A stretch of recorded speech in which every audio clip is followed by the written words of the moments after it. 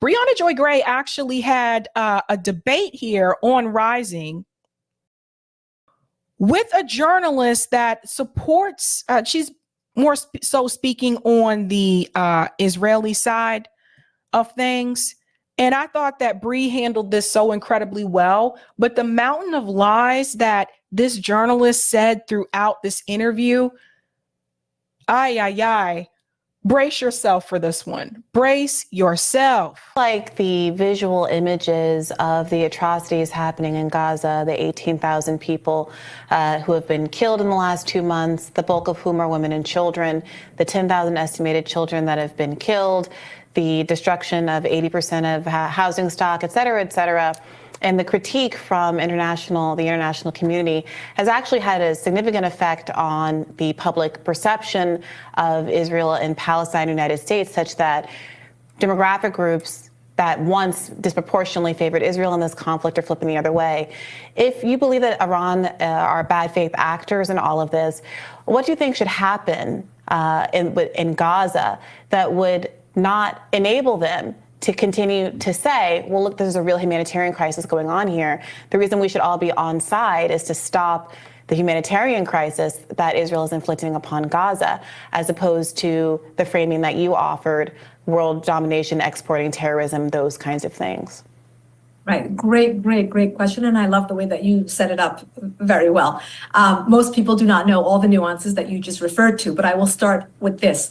There are two wars currently going on. One is in the Middle East between Hamas and Israel. It is not the first time we have seen Hamas and Israel fight. When you see Hamas and Israel fighting, that's where I alluded to Iran being the funder and the entity that trained these terrorists. So it's really a proxy war between Iran's regime and Israel, and that will remain in the Middle East. The other war that we're watching is the narrative war that is being pushed by the mainstream media. She is advocating for going to war against Iran. She's insane. College campuses. We're seeing social media obviously being a huge culprit in all of this, in choosing sides based on these false narratives. You alluded to a death toll. There absolutely have been many innocent Palestinians killed. I'll be the first one to say that. We don't know the exact death toll because, again, it is coming from Hamas. It's coming. We don't know the exact death toll because it's not coming from the Israeli government. We're the only ones that can be trusted when it comes to the information war. Anything that's coming or is being reported out of Gaza from the Palestinian people or from a Palestinian outlet, you cannot trust. But because we're the state of Israel, you can trust what we say. You have been caught in lies multiple times.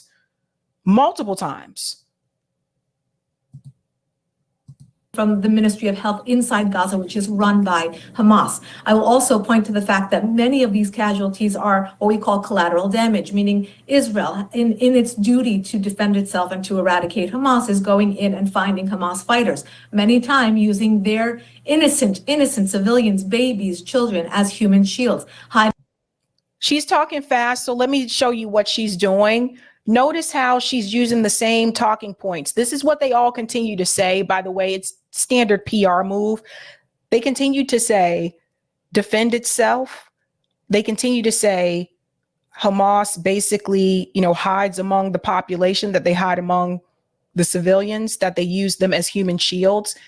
They continue to say we have to eradicate Hamas. See, they continue to use those types of talking points because if you continue to say that you have to defend yourself against this group of people, technically it would more likely resonate with people. But the problem with this particular war is that it's not resonating with a lot of people because people are seeing the images that are coming out of Gaza. And more so, a lot of younger people have educated themselves about the history of this conflict. So there's that.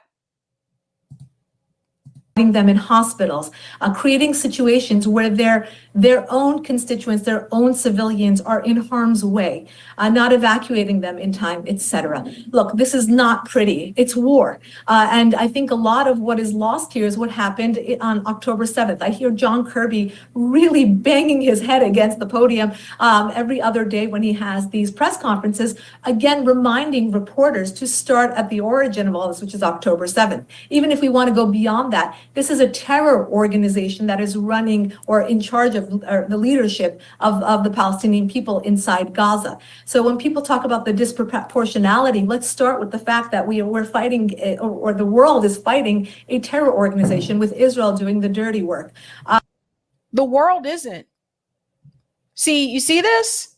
The world is fighting this with Israel doing the dirty work. No, the world really isn't. There are a couple countries that have sent weapons to you, mainly, primarily the United States government. Saudi Arabia ain't even on your side, boo. Saudi Arabia isn't even on the United States government side. This is Israel's war. Think about this now. These other countries didn't do this to the Palestinian people. They didn't encage these people. They didn't kick them out of their homes. They didn't build illegal settlements. Israel did those things. But she wants to implicate everyone else. It's very, very unfortunate that this has become so, choosing sides. I mean, in Los Angeles here over the weekend, we had pro-Palestinian protesters became very, very violent. They vandalized a church and many apartment buildings along the Wilshire Quarter near UCLA. Now what you do in turn as part of narrative control and the PR, now you try to smear the other side in the sense of, let's say that these are violent people. They did the same thing with any other protests that we've had. When it came to the police brutality protests, same thing. These are violent people. Now all of a sudden she's calling the pro-Palestinian people violent. You see this? So then they try to get you to, basically they're trying to get you to fear the protesters the same way they feel that you should fear Hamas. That's what they're trying to do. Graffiti. There were swastikas on 4 or 5 different buildings that I personally saw. I did a walkthrough early morning before they were able to cover up the graffiti. Now, it's a long stretch to connect a swastika with Bibi Netanyahu's policies in Israel. This has turned into open and unashamed anti-Semitism all over the world. And that's where we have to stop it. We have to correct the narrative here. And again, if people are really interested in the geopolitics of it, I remind you to go back and look at what Iran's regime is doing, where they're putting their money, how they're treating their own citizens, and ask an Iranian inside Iran who's been on the streets for the last year with the protests that unfolded after the 22-year-old Mahsa Amini was killed for not wearing her headscarf properly. Iran has nothing to do. See, what she's trying to do is turn this back onto Iran.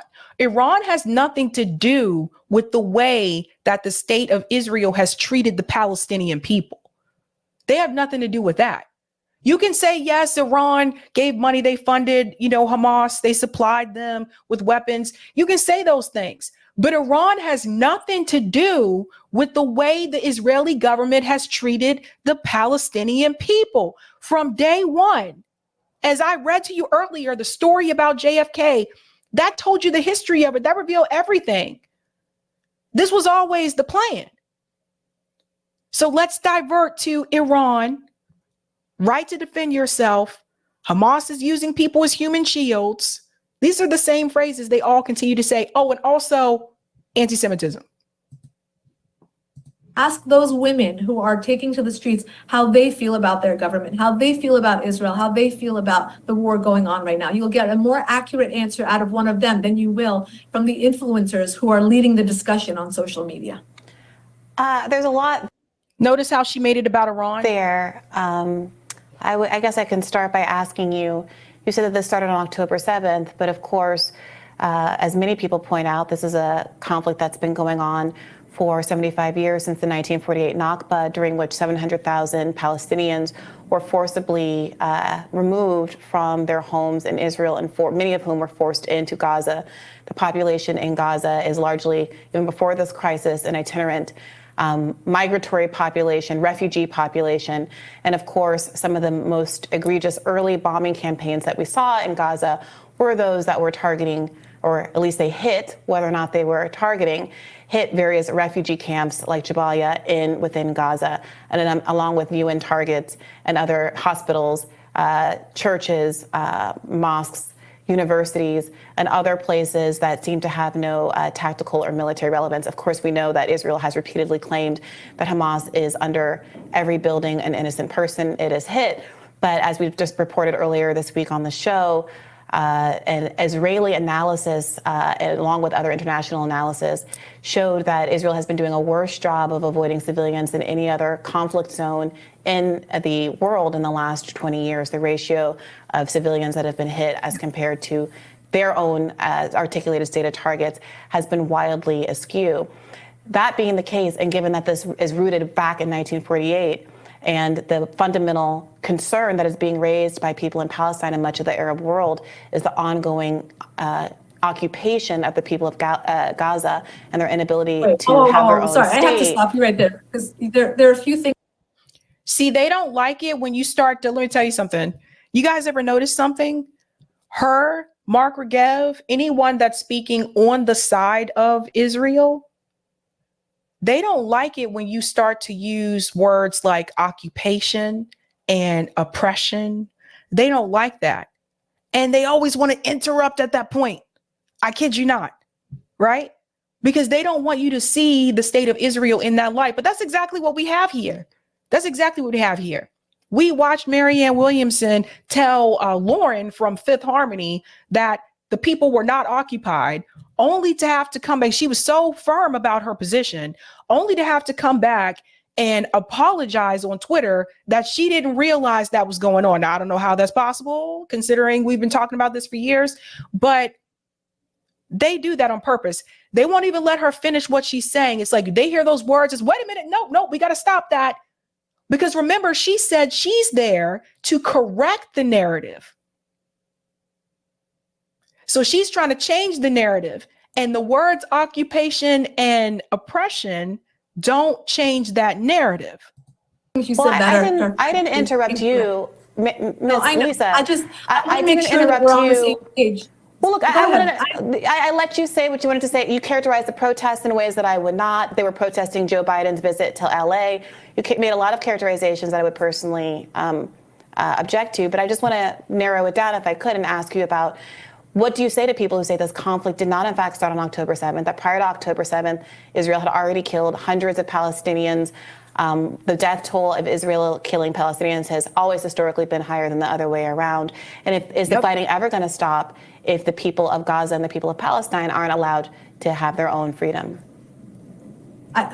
See, when she came onto this show, she wasn't expecting to have to talk about the history. She was just expecting to talk about October 7th moving to present day, right? So she probably wasn't prepared for that.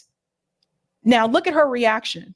I mean, there's so much to correct here, and I say correct because this is what I do for a living. In terms of its history, you said so many things that are incorrect. In 1948, even prior to that, the Palestinians were offered two states. They were offered their own state, and at that point, they would have a larger state than the state of Israel. They were offered two states and they decided not to take it. So that gives Netanyahu and the state of Israel the right to commit genocide against their population.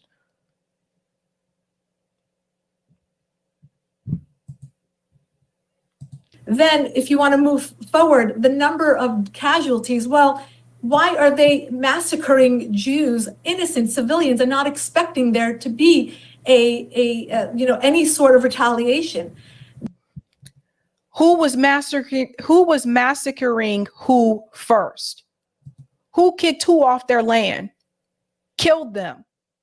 And for the people who tried to, they tried to also do the sexual abuse thing because they thought that would really resonate with people and say they sexually abused these women and the women and the children and all that. And neither one of those things worked this time around.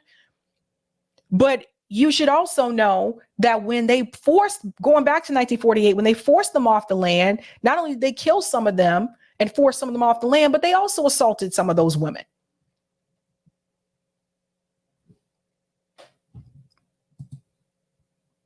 The Biden protests that you're talking about, yes, it was in the reaction to Biden coming to Los Angeles for a fundraiser. But were there not swastikas on buildings? Was a church not vandalized here in Los Angeles? How do we know that that graffiti wasn't there prior to October 7th? There's graffiti around. Look, I don't think there's one bridge you can drive under in Eastern Massachusetts that doesn't have some type of graffiti. How do we know that graffiti just got there? How do we know that graffiti wasn't there from years ago? She don't know. I mean, when you talk about the disproportionality in numbers, you're framing it in a very dishonest way, and that's why I have to stop you. If we want to have some sort of dialogue about this, we have to start with facts. We can't just be throwing out emotional things like the Hamas says. Gaza was evacuated in 2005 and given to the Palestinians to have self-determination of Gaza. In 2007, they voted in an election Hamas. Hamas is the doesn't want to go back. She wants to go back in time, but she doesn't want to go back to 1948. Right? They only want to talk about the history in reference to when Hamas came into power. They don't want to talk about the fact that the people pushed them off the land, the people brutalized the people before Hamas even existed. They don't want to talk about that. Official leadership of Gaza. So when they're not moving their constituents out of harm's way and that death toll goes up, and then you talk about why is there a disproportionate death toll? Israel does its best to remove people. And if you've seen the flyers, I've seen them, I've been there.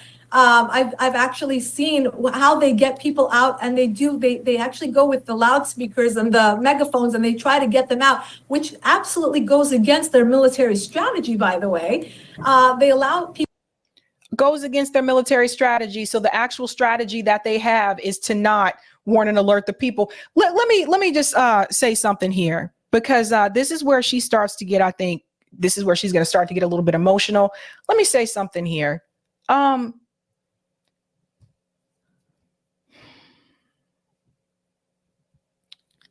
There is nothing that Hamas did that warrants the reaction that Gaza is experiencing right now.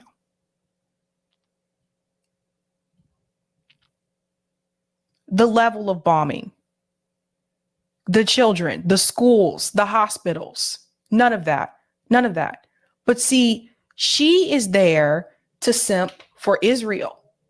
She is there to make it look like Israel is the good guy. And after a certain amount of time, I don't even understand how pundits can defend what Israel's doing. Even mainstream media is starting to turn against the narrative.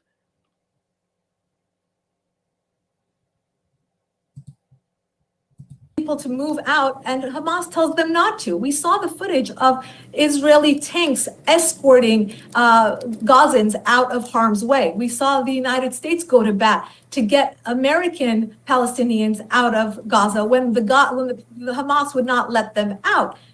We saw Israel tell them to get out of northern Gaza, and we saw people walking to southern Gaza only to be hit in southern Gaza as well. We saw that too, Lisa. I mean, we have to talk about facts in order to, again, come up with a better solution going forward. If there should be a two-state solution, are we dealing with the Hamas that does not want to live side by side within Israel? It's actually in the Hamas charter to eliminate Jews, not just Israel. That's literally not true, Lisa. It hasn't been true for years. And so you're telling me that I don't need to be emotional. I don't feel like that's what's happening here, Lisa. It sounds like you just said a lot of things that were factually untrue. For one, I don't know if there were swastikas at that event, but I do know that there was recently. What do you mean? It's oh, here she comes. See, emotional. It's out there. It's not. Let me ask. Let me finish my thought. Like I've let you. I don't think anyone can dispute that. I just let you speak until you naturally finish. Okay. You're absolutely right. But I do know that there was just yesterday or the day before yesterday a scandal where in San Francisco someone alleged that someone wrote "Free Gaza, Kill Jews, Allah Akbar" on a wall. The Muslim community was outraged because Allah Akbar, A-L-L-A-H, is not Arabic and is not the phrase that was trying to be gotten across. It was clearly a framing attempt from someone who's not even familiar enough with the language to accurately even do a false flag. So with all of that going on, I would rather stick to the facts that we do know as opposed to what happened at a given rally where the overwhelming majority of people were simply protesting what the international community has now characterized as an ongoing genocide. And I just would like you to answer the fundamental question here. You say that Gazans had self-determination and that Israel very politely evacuated Gaza so that they could live there. But of course, as you well know, they're not allowed to have an airport. They're not allowed to come and go. Israel controls their access to water and electricity and the internet. You know that they were put on a calorie restrictive diet so that they calculated how much people need to survive to be just above starving and allow that exact number of calories to come within Gaza. And that's the state. See, she's shaking her head because she doesn't want, see, these are the things they don't want you to hear. They don't want people to hear just how bad the state of Israel has been treating the Palestinian people. That's the thing. That's why she's shaking her head like, how dare you talk about the way that we've treated them? And kudos to Bree for pushing back on the charter, because a lot of them are telling that lie too. So there's a difference between, especially if a charter has been rewritten, shouldn't you go by the newest charter? But a lot of them have continuing to carry on that lie. They were living under occupation up until October 7th and throughout. So the question is, do you expect that there will be an end to the fighting?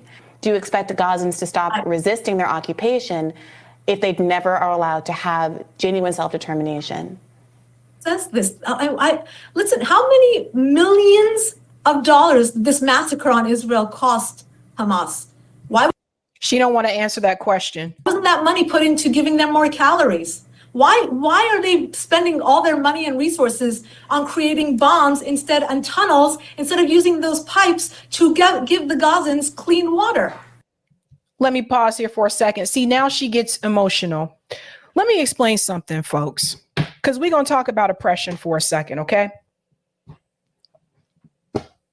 When you are occupied and someone else controls the resources and they control your freedom of movement, you cannot then in turn blame the people who are occupied and oppressed for their own suffering, Lisa. You know, it's just some of these things, you know, we'll talk about the systemic issues and we'll do the comparison with the United States as well. It's like for the indigenous people that were pushed onto the reservations, those that survived compared to those that they killed off. It's like pointing your fingers at them and looking down on them and saying, you know, why didn't you do this? And we told you you could have a casino. So why didn't you do yada, yada? You can't do that, especially when you're not the one that's in power. How dare they not use money in a way that they should have used it? What the fuck does that have to do with them being occupied and them being oppressed? What does that have to do with that? So it's okay for you to put a fence around these people because they didn't use the money that you felt they had in the way that they should have?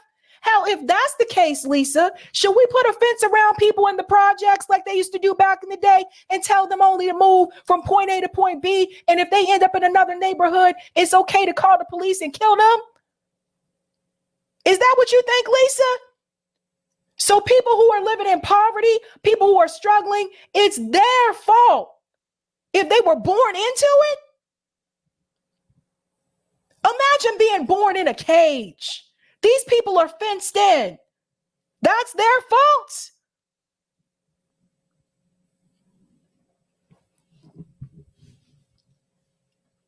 This is the arrogance of people like Lisa. She said the quiet part out loud.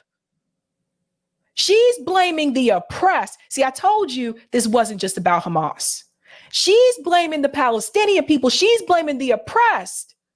It's their fault.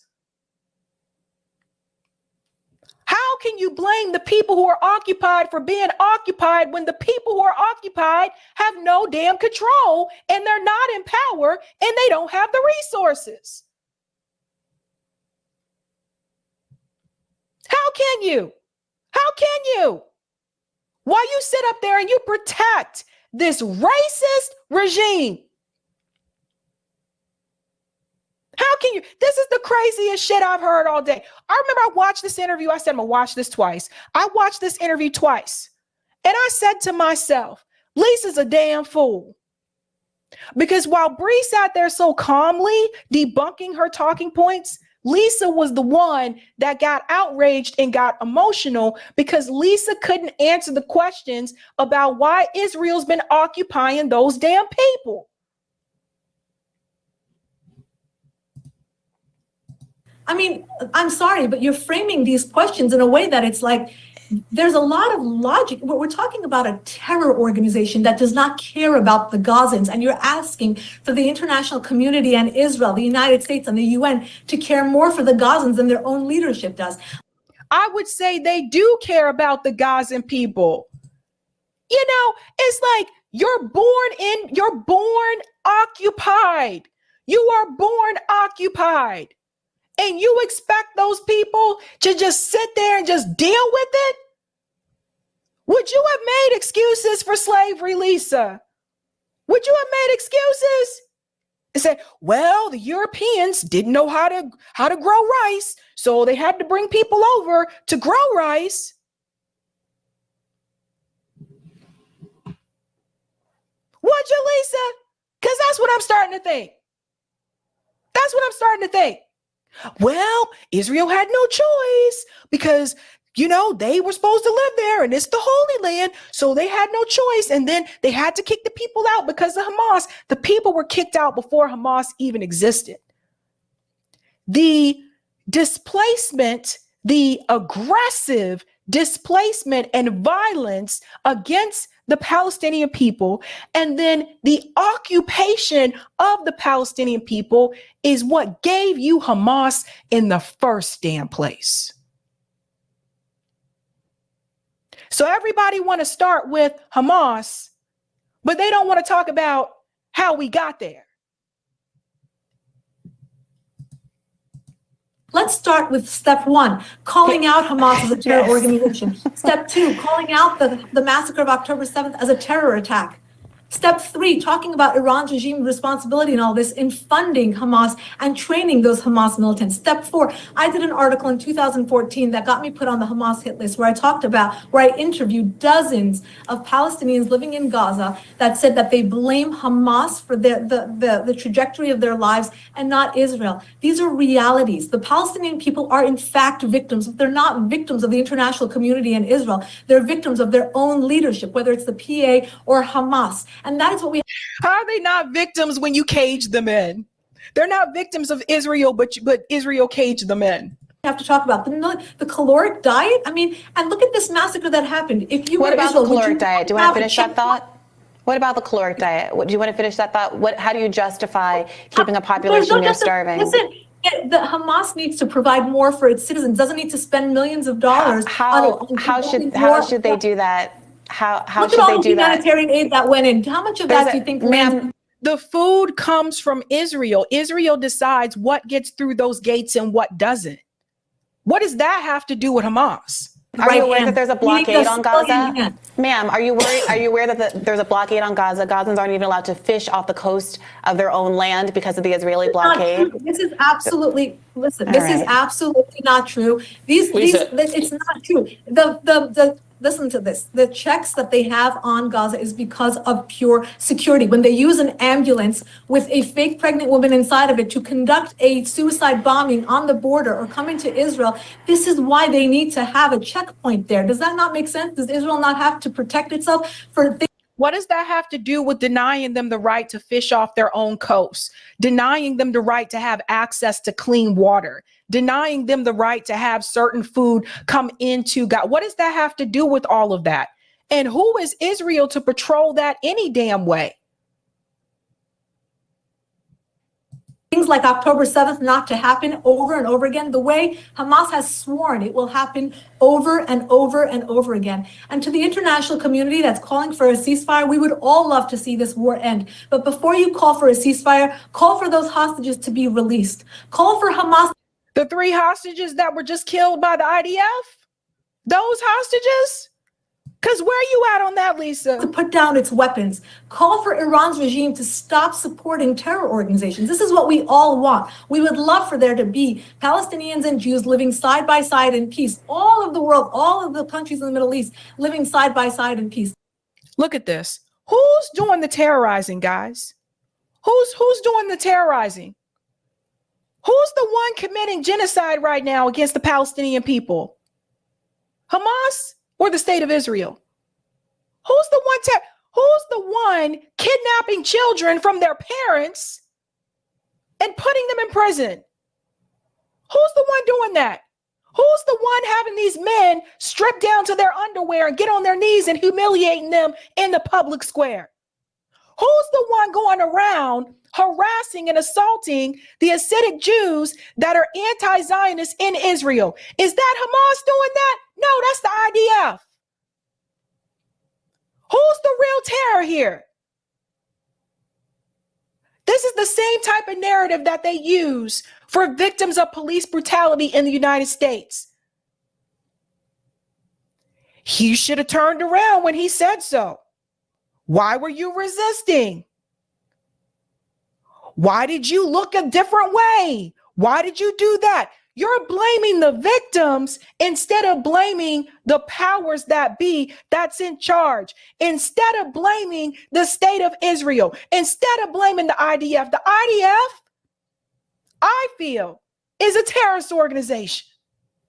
And I watch videos of them go into people's homes and pull out their freaking kids. That's not Hamas, Lisa. But it has to start with rooting out terror organizations that use the people's money to conduct a jihad and not give them food, not give them water, not give them shelter. Lisa, here's a question I have. What if in the course of rooting out Hamas, as Israel is doing now, there are so many civilian casualties that we create more Hamas fighters in the future, relatives of the people who died, Hamas becomes a more esteemed organization because of all the death and destruction, and Israel actually makes its security problem worse. That's the fear I have. Sure, that's absolutely, I mean, look, what you're saying could be true, but what's the alternative? For Israel to sit back and say, well, try again, or maybe, you know, and the fact that they're letting 3 terrorists out of prison for every 1 civilian hostage that they get back. That's not true. At a certain point, it becomes absolutely true. I don't understand where you guys are getting your talking points from. This is, by the way, this is a journalist. Okay, this is a journalist, you guys. Absolutely true. I mean, ma'am, the idea that every statement that is not uncritically supportive of Israel in every respect, including the ongoing genocide in Gaza, is a talking point or somehow being a mouth point for Hamas is a way to silence is a way to silence the discourse around this really important issue. So look, we appreciate you coming and speaking your piece on the show today. Thank you for joining us. Woo, honey. The tea was hot with that one because I honestly, I watched that. I told you I watched it twice. I watched that and I was just like, oh my God, this is really, really bad. But there's been a lot of lies. There's been a lot of lying. We're going to go to some of the comments here. Thank you, Willis. Daftari is an Indian surname. She is a Indian. Thank you for the super chat, Roger. She said, correct the narrative, not adhere to the facts. That's true. Thank you. Obama loves Larry Sinclair. The leader of Hamas is not even in Gaza. Why are they bombing Gaza? They're not looking for Hamas. Thank you, Willis. Go in, Sabby. Colonialists can't deal anti-views. Thank you, Janice. More importantly, how could they use the money to get more food if Israel doesn't allow it in? WTF. Yeah, that's what I was saying. Israel still controls what comes in. And thank you, baby Ethernet. The caloric diet, changes subject, clown. Yeah, she didn't want to talk about that. I don't think she was expecting to have to talk about the history. I think she thought she was just going to talk about October 7th.